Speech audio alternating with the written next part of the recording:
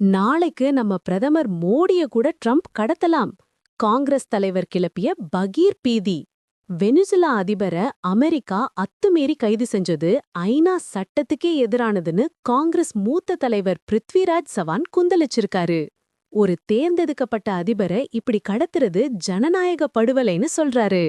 அவர் வச்ச முன்வைக்கிற வாதம் தான் இப்போ வைரல்.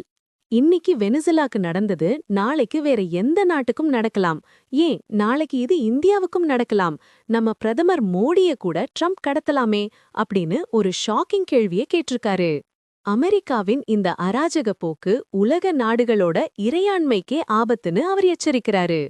நட்பு நாடுன்னு சொல்றதெல்லாம் சும்மா, அவங்க நினைச்சா யார வேணா தூக்குவாங்கங்கிறது தான் இவரோட பாயிண்ட். பிருத்விராஜ் சவான் சொல்ற மாதிரி அமெரிக்காவை நம்பக்கூடாதா? இந்தியாவுக்கு அந்த நிலைமை வருமா?